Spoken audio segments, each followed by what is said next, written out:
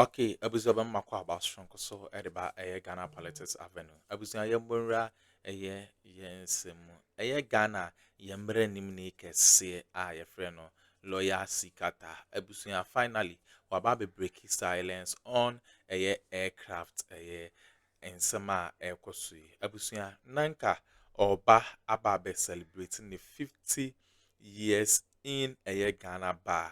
Say oye lawyer near onimde ye ankasa abusua enam eno so ntino enam sa incidents we so ntino eno no watwa mukura mpa sisi ano odin sembi ababe tuja say eye very sad abusua sisi ano lawyer Tsikata aba edesa ensem we ababe tuja yensem mremo me enko na yenkonkoti ensema course subscribe like and share ma Afufron so and sa into me and kabi medamasi. To start the 3-day event to celebrate 50 years of my legal practice. In the last hour or so, we have received the tragic news of the helicopter accident in which 2 ministers and a number of other high-ranking officials have lost their lives. We have cancelled the 3-day event. We are in grief because of this tragedy. Our hearts are with the families of the deceased. We gather the 8 persons who have lost their lives are the following: Dr. Edward Omani Bawumia, the Minister for Defense; Alhaji Dr. Ibrahim Murtala Mohammed, Minister for Environment; Alhaji Muniru, Acting Deputy National Security Coordinator; Dr. Samuel Sapong, Vice Chairman, NDC; Mr. Samuel Abuaje, former parliamentary candidate; Squadron Leader Peter Anala; Flying Officer Chum Ampedu; Sergeant Ernest Addo. We pray that the souls of the departed will rest in peace. This is obviously a national tragedy, and we join with the rest of the nation in mourning the loss of these precious lives. Thank you. 15 years ago, a judgment was delivered, which till now is explained as very strange circumstances that surrounded that particular day. A day that was not set for judgment to be pronounced, he experienced Judgment Day on that day. That day has offered him moments of reflection that he offers lessons out of, and also issues that borders on the development of this country. Today, we're sitting with him to reflect 13 years ago, the incident that happened on June 18, 2008. Lawyer Tsikata is a private legal practitioner. He lived through it, and he tells the story in different ways over the last 13 years. Lawyer Tsikata, thank you so much for making the time to sit with us again. Thank you for having me on the program.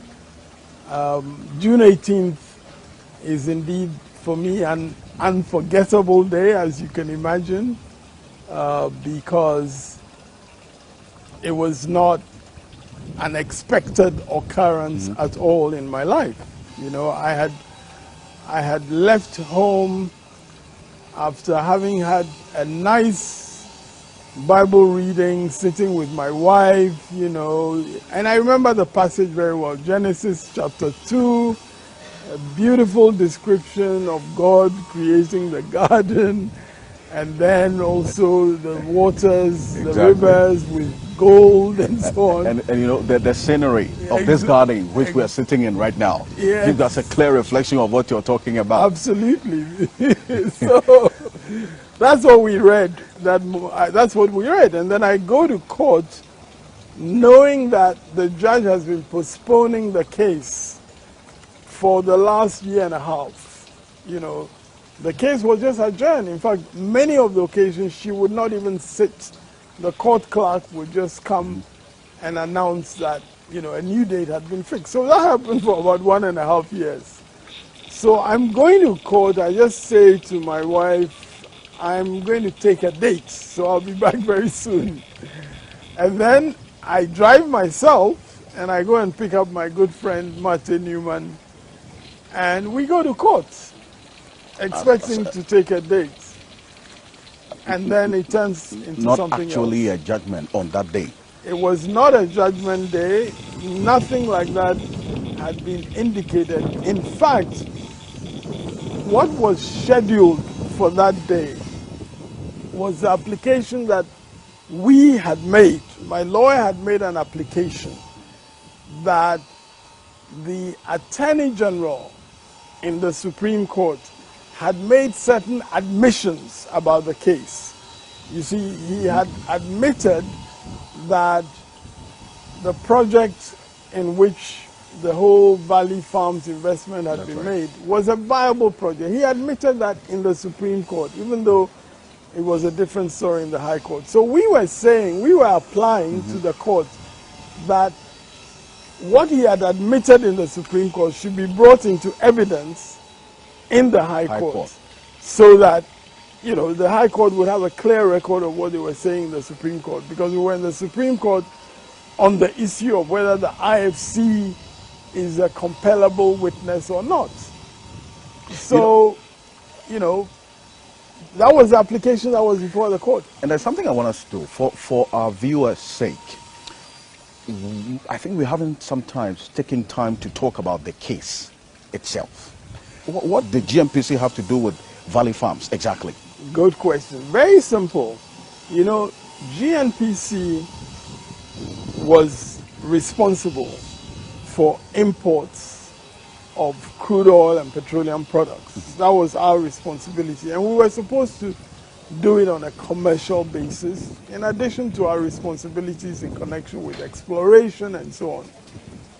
But for the import of oil, which was what used up a lot of Ghana's foreign exchange, we had to collaborate with Cocoa Board, because Cocoa Board was responsible for our exports of cocoa, from which Ghana earned the foreign exchange for largely importing crude oil.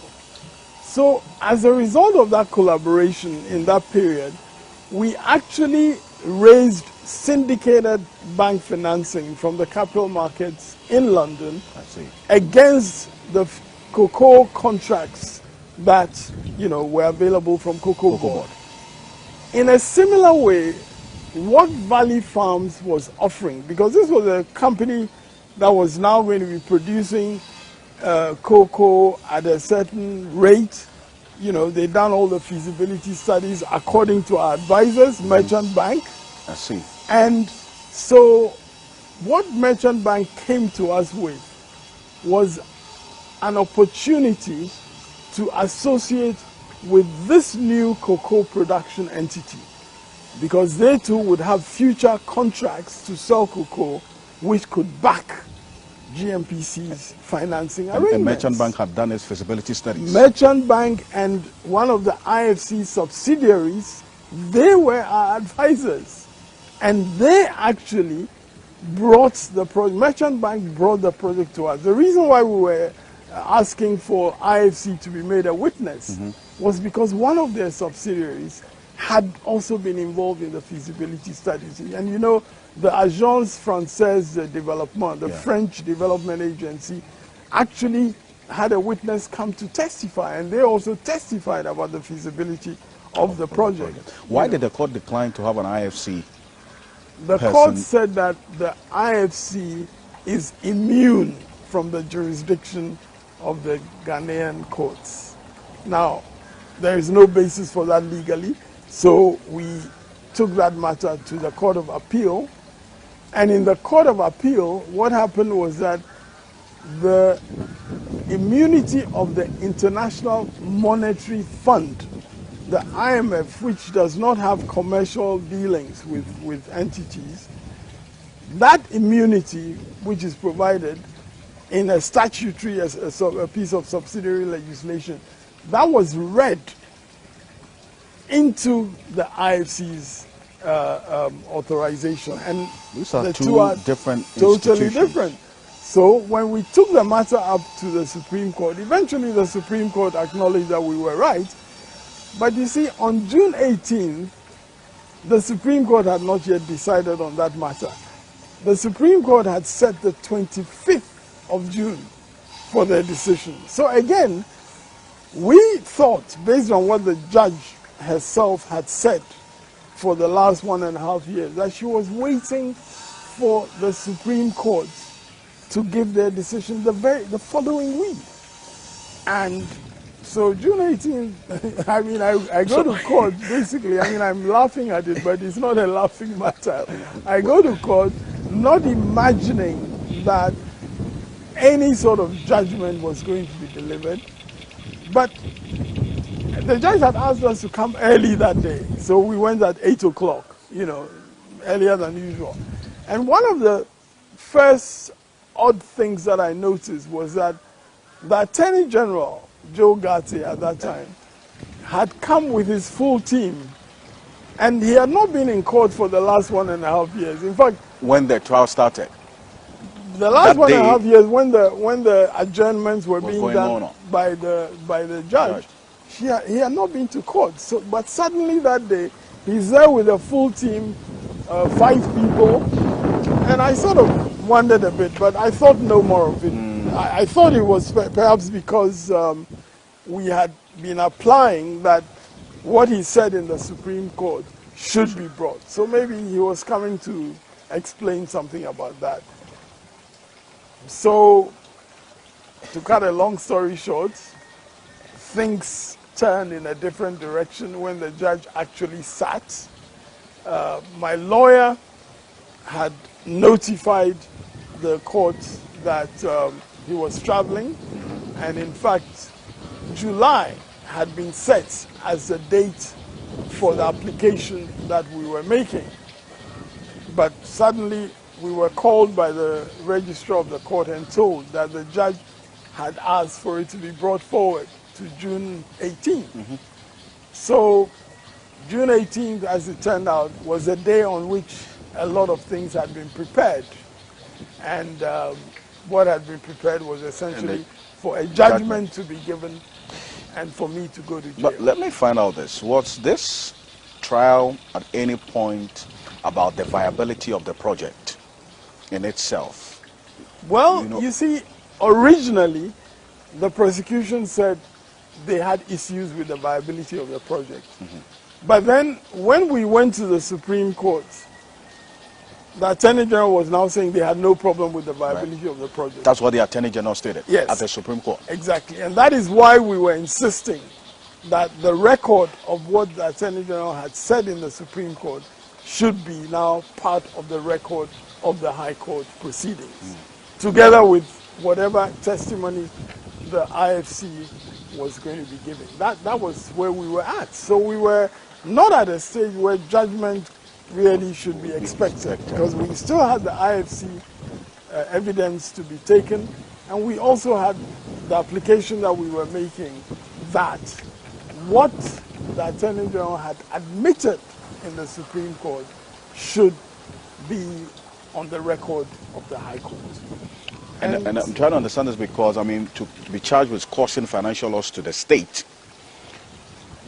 the viability of the project should obviously formed the basis Absolutely. for Absolutely. such a conclusion to be made. No question. You're right. I mean, So logically, it should. Logically and that was legally. never determined. And legally, it should. It was not.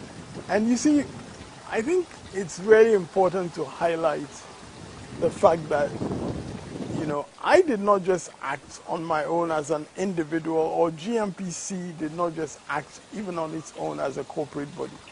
We had Merchant Bank not only as a financial advisor, at that time Jude Arthur, I think, was the managing director of Merchant Bank. They were not only our financial advisors, they were trustees of GNPC in respect of that project. So Merchant Bank, and specifically Jude Arthur, was actually representing GNPC's interests on the board of Valley Farms. On the board of Valley On the board of Valley Farms. And in fact, they introduced the project to us. So in terms of viability, we were insistent that the records of the IFC, together with what the Attorney General had admitted in the Supreme Court, would set to rest the matter of viability. And that was never allowed. I mean, you mentioned Jude Arthur, and it's those who are very familiar with the proceedings and his disposition and testimony in court. It's at variance with what you're saying right now, because if he was a member of the board of trustees, then certainly he should be privy to certain detail, for instance, about the viability of the project and some of the other things which could actually then bring in the question about... You're absolutely right. Jude Arthur was indeed the key prosecution witness against me. And what was interesting was that his testimony was in many respects shown up as false. And you presented this in court? Yes, because we managed to get, under subpoena, we managed to get records from Merchant Bank regarding how the Valley Farms project became part of, you know, their work in the first place. Because Jude Arthur tried to give the impression that I was the one who introduced Valley Farms to Merchant Bank. It was completely the opposite, and brought out all those matters. So in fact, in the long run, we constructed what we called a table of the lies that were told. And you presented this in court? And presented this in court as part of our submissions to court. Because really, it was so clear from not only the records of Merchant Bank, but from the evidence of other witnesses, including the then managing director of Valley Farms, Mr. Jim Wilson. I mean, he made it clear. He did not, you know, I mean, he did not try to tell the story that was told by Mr. Jude Arthur. He made it quite clear that he went to Merchant Bank, you know, to raise financing for him, and Merchant Bank mentioned GMPC as one of the people that they could bring in to play a role initially by way of a guarantee. And as I said, you know, GMPC's interest in cocoa did not start with Valley Farms. We started working with Cocoa Board, and we raised money for imports of crude oil and petroleum products in this country, for this country, on the back of those, you know, arrangements with Cocoa Board, their forward sales and the contracts and so on were the basis on which we were able to raise financing to keep oil flowing, you know, for Ghana's requirements.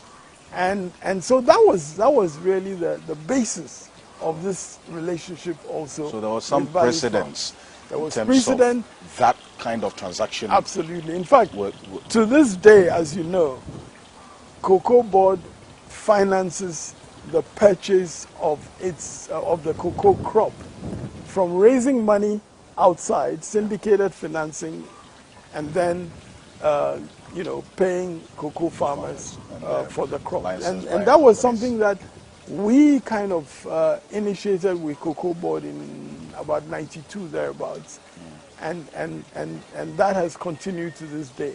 You know, I think for Cocoa Board at that time, in terms of the relationship with GMPC, the clear benefit to them was that GMPC was getting CDs from our sales of products to the marketers. So we could also provide CDs to Cocoa Board at a much lower cost than what they would get from going to banks. Right. In return, we used the sales that they had made forward of cocoa as collateral to back our financing to import crude oil. It's a very simple, structured finance transaction, and that led us to more interest, because in those days, again, cocoa had been in decline and it was now picking up again. So we were interested in ways in which, the decline was being reversed, such as the Valley Farms project. The Valley Farms project was, in fact, built around previously abandoned cocoa farms, which were now being rehabilitated in order to be used to export more cocoa for the country. So I think people make a whole lot of mystery around, why should GMPC be involved in Valley Farms? And I think that so that's the explanation But- that is good for our viewers well, as well. it's a very simple reality that we had to deal with. We had to deal with innovative ways of raising finance, and the relationship with Cocoa Board was one of the things that we did. I remember the banks in London, like Bankers Trust and so on. Okay, abuza wene ensema ekoso ewo political highway so eye lawyer Tsikata ono ene chese yetene nka odisa ensem no to better mase se mo je pene kokoti sa ensem we de mi aha Ghana politics avenue. So political trending stories are make waves in yen so ya ja tum say yere bebre mo better mase